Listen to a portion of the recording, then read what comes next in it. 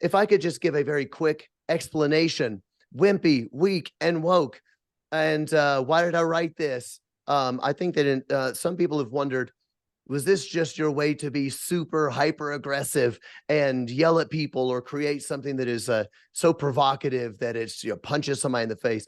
That is absolutely not my heart. So I wanted to start this by explaining, I truly believe we are at a precipice of, I don't think that I'm too alarmist to say, the destruction of the country, the destruction of the church in America. Vodi Bakum wrote a book called Fault Lines that was sort of about this major split that's happening in the church. Of course, his was focused on racial issues, which I totally agree with. But I think there's a lot of other things. We had a great book by Elisa Childers on the progressive Christian movement. That is another fault line happening. And currently, as everybody knows, another one is on biblical sexual ethics. What does that mean? And that is another major split that is happening. I just wanted to say this. The reason I wrote this is because in around 2014, 15, when I was asking all these questions, I would be on the road. I'd meet pastors, I'd meet youth workers, I'd meet really smart people. And I'd say, hey, what do you think about this thing that so-and-so said? What do you think about these ideas? What do you think about BLM? What do you think about XYZ?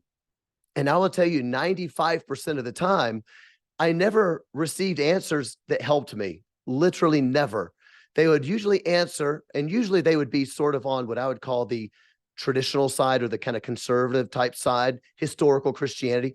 They kind of say, yeah, but I don't really love how they say it, or I don't know if that's completely fair because the other side has this. And so they all would end up in what I call in my book, the third way position.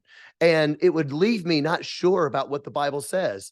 It would leave me going, okay, the Bible probably says the historic position, but we don't really like that the Bible says that. So I think that we're going to go a little progressive on it or be open to progressive.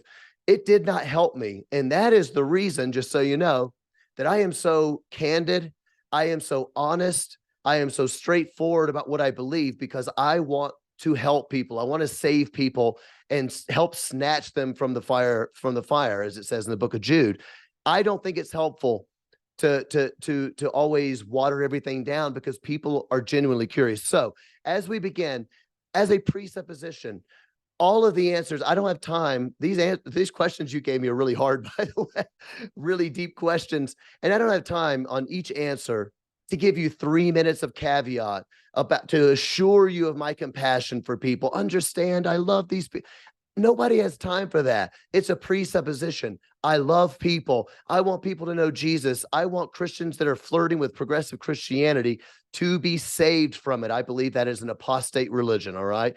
I want to save people, and I'm doing it because I have compassion for them. I don't think that I know everything. I don't think I'm always right, but I just think it's the right thing to do to give people a clear answer so it's not so watered down. Having said that, thank you. Let's jump in. Back to you, Maddie.